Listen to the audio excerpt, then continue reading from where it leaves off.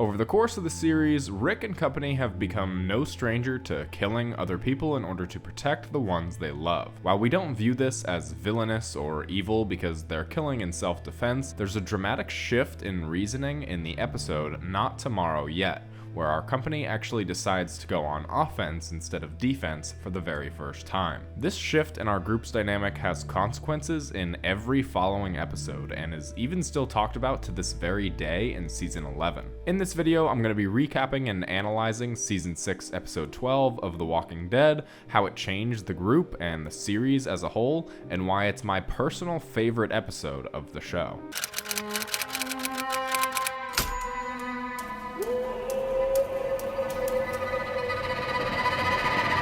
The episode starts off with Carol continuing her innocent housewife routine when she talks to Morgan for the first time in weeks. Morgan wants to talk about their past and their differences in ideals when it comes to saving people versus taking lives, but Carol just wants to forget about it and move on. She leaves a freshly baked cookie on the grave of Sam Anderson and walks away. Rick speaks with the group in the church about the Saviors, telling them of his plan to go attack because of their newly constructed deal with the Hilltop. Rick says sooner rather than later, the Saviors would find them and try to force them to give up their food and weapons, the same as the Hilltop. But Rick reasons that if the Saviors find them first, they might be underprepared and lose the fight, so they should take the fight to them before the Saviors find out more about Alexandria. No one objects except for Morgan, who wants to try and reason with them and force them to surrender.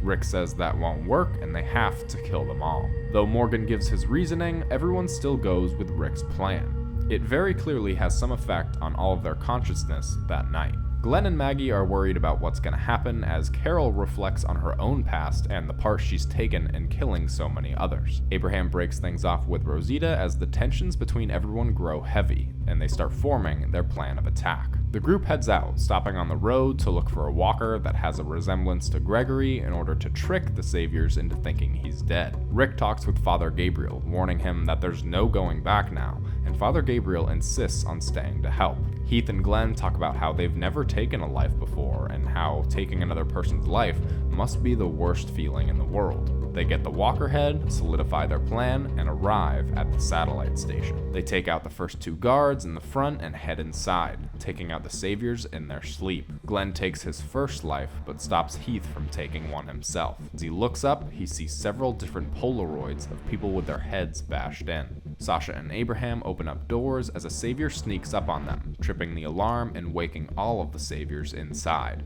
Outside, the group worries about what's happening. Carol tries to stop Maggie from going inside because she wants her to become someone different. Jesus tells Tara that he's going to go inside and get them all out. Inside, war rages on as the sounds of machine gun fire echo throughout the station. Some Saviors try to escape, but Tara and even Father Gabriel take them out as they run outside. Heath and Glenn are on the run from Saviors when they stumble into the armory, grabbing guns and shooting through the door. They open the door and look at the people they've just gunned down. One Savior tries to raise his gun and Jesus shoots him, saying, "This is the next world." In the morning, the group stands outside, reflecting on the actions of the previous night, all of them uneasy on what happened. Michonne talks to Rick, saying that she wonders which one of them was Negan.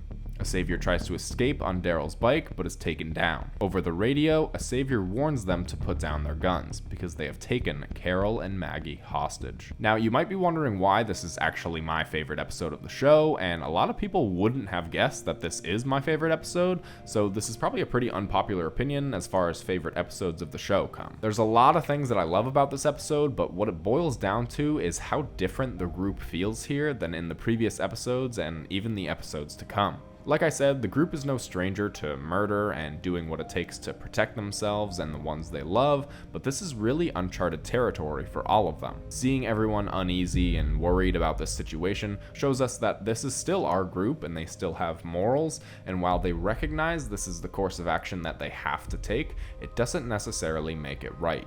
My favorite line from this episode comes from Aaron when he stabs the savior and says, "If it wasn't us, then it would be you," which really proves how he and everyone is thinking about this situation in order to justify their actions. They know that going in somewhere and murdering people in their sleep isn't a moral or right thing to do, but this is what they're telling themselves in order to actually follow through with their action. They're trying to convince themselves that what they're doing is right.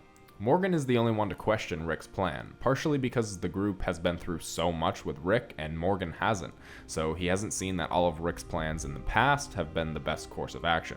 Glenn, at this point in the show, has not killed anyone, which actually surprised me when I watched this episode again, and he knows that he's gonna have to in just a few short hours. This episode feels very grounded and the stakes very real, partially because we know our characters are headed into a fight, but also because this is very uncharacteristic of the group up until this point. We've seen Rick kill before, but it's always been in a dire situation that had no other choice. This decision is a choice. This massacre that everyone is willing to commit is a group decision. And while everyone knows this is what needs to be done, the weight of what they're about to do is massive on everyone's conscience.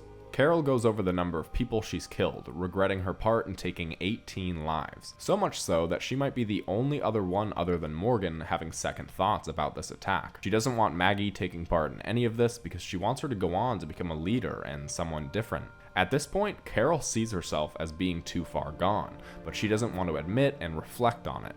At the beginning of the episode, Morgan tries to talk to her about what's happened, but Carol just wants to move on. If she thinks about the past, then everything is going to come crashing down on her. And that's what this whole episode and decision forces her to do, and this episode actually changed Carol more than anyone else.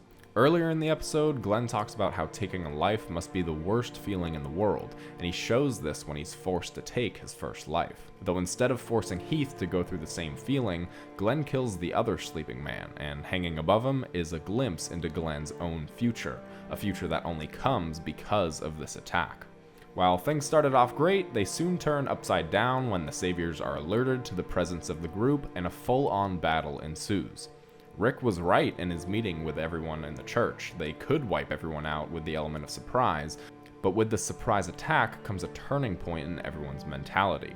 This is proven towards the end of the episode when Father Gabriel, a man who had absolutely no chance of surviving in the long term up until meeting the group, also takes his first life. Father Gabriel and Glenn, and eventually Heath, taking their first lives symbolically represents the loss of any and all innocence that the group had remaining. They weren't killing only when they were face to face with death anymore. They weren't just trying to live anymore. They were doing anything and everything it took to survive. There's even a brief moment before Rick kills the savior in his sleep that he knows what he's doing isn't right, but it's what he needs to do. These actions come with consequences, both in the next episode and every episode to come. It's only 4 episodes later that the group is forced to their knees when they meet Negan, ending up taking out 2 of our characters who took part in this assault. This attack on the satellite station is the last time that this group is all together and taking part of a mission together. It's fitting that their last mission together is ultimately the one that ends with the loss of 2 lives. And I really like that this episode didn't have any deaths for our own characters. This episode isn't about the direct consequences of this action, but it's about living with it, and the ending scene proves where everyone's heads are at, because even though they survived, they now have to live with this on their conscience. Also, the ending song by Hosier is perfect as we see the group coming out of the satellite station and Morgan back at Alexandria making the cell that Negan would eventually go in. It's really great foreshadowing and writing that you can only catch on the second watch. This episode changes the series as we know it, Negan even referring to this episode in season 11 when he talks to Maggie, saying that all of these people had families, and from their point of view, Rick's group were the villains, and from that point of view, to only retaliate by killing 2 of their members was a form of mercy.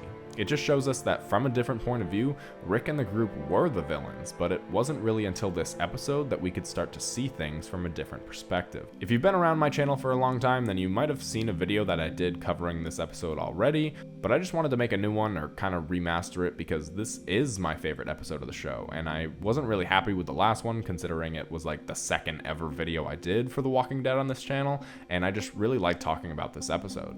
I've heard people say that this episode made them dislike the group and they saw them as the villains after this, and I've heard people say that killing the saviors in their sleep was justified. If you want to know my opinion, I don't really think it's as black and white as those statements. I think that this was morally wrong to do, of course, but necessary for their survival. If this attack didn't happen, then maybe Negan would have shown up to Alexandria, taken all of their guns and supplies, and they would have stood no fighting chance at all. I could really talk about this episode and the consequences for it for a very long time, so let me know your thoughts down in the comments below. Subscribe to the channel for more content like this. If you do, then I'll see you in the next one. Yeah.